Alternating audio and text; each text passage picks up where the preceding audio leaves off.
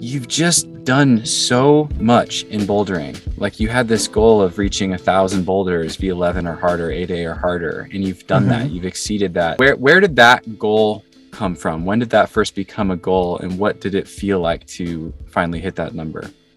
Yeah. So, I mean, I've had an 8A scorecard probably since like 14, somewhere there. I remember 2602, I believe, which like there's 100,000 members on 8A. I was an early adopter.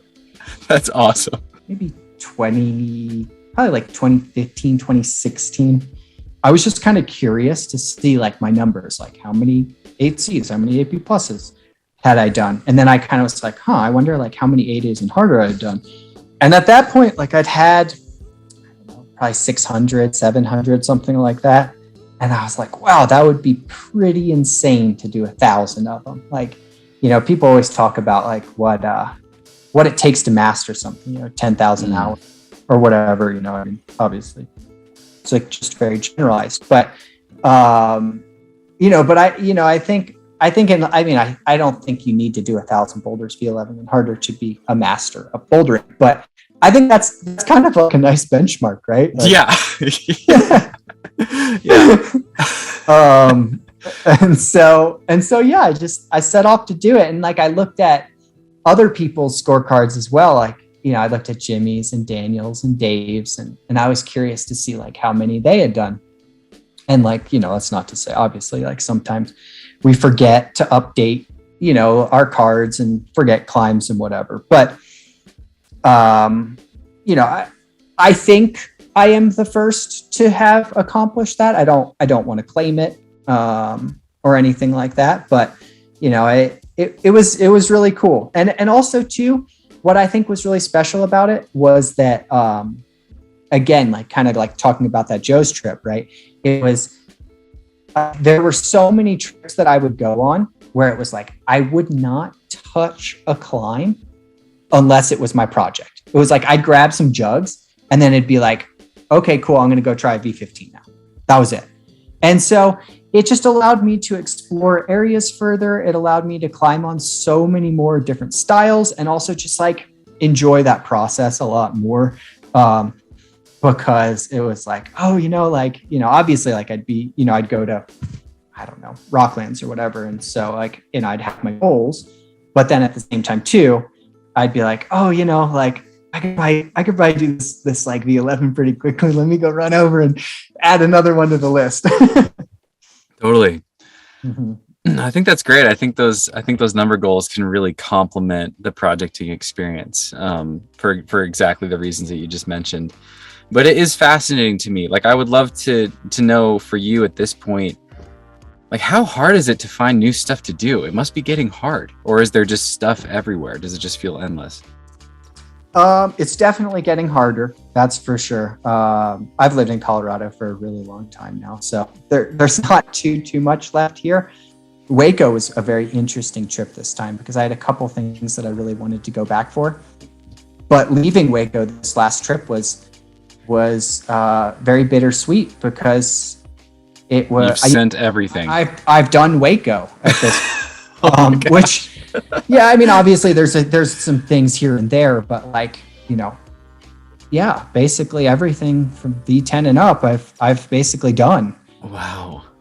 And then, the same goes for Rocklands and the Grampians and Joe's Valley and a lot of Colorado. And so it has been a bit harder to kind of find things but also too, it's that was kind of the motivation, I think, for Uncharted Lines in a lot of ways, because first ascents just became, nowadays, like there's a lot of people, Sean and Daniel and Jimmy and stuff, that are just putting up hardline after hardline after hardline. And so it becomes a lot easier now to do that. But before it was like, it was, back like when I went to Europe for like the first time, it was, I did all the hardest boulders, like most of the hardest boulders in Font, and then most of the hardest boulders in Switzerland, like kind of that big trip I had about a decade ago. And then that kind of like started that motivation to start searching for my own things, because I wanted to also establish hard boulders around the world. And so that was really the motivation for finding that area that I found in South Africa, and did, over the course of like 4 or 5 seasons, like I think 200 to 250 first ascents. Wow. And then also just like climbing a lot of first ascents around the United States, and also like exploring Australia and stuff like that pre Grampians closure. What makes climbing so amazing is just the uniqueness, right? I mean, every climb is so different from the last. And then also too, like, right, like you or I, we go to a V0, we could just like, climb it like this, like just climb it totally wrong, and we're still going to get to the top. Yeah. And so like, I think like, I feel like I've always just been like a very much like a perfectionist, like with the house, with just everything in life. Like if I'm going to put my mind to it, I'm going to do it perfectly. And so that's what I love about hard climbing, is that like when I'm trying something at my absolute limit, it's like I can't, you can't climb it like wrong. You have to climb it absolutely perfectly. And so that's what's always been like the driving force for me. Is it's never been like, oh, I've done X amount of climbs or whatever. It's always like, this is a new challenge, and if it's really hard for me, like I can't mess up. I have to do it. I have to pull on the wall, and it has to just be perfect execution from start to finish. It sounds like seeking mastery is kind of the thing. That's awesome. Yeah. That's awesome.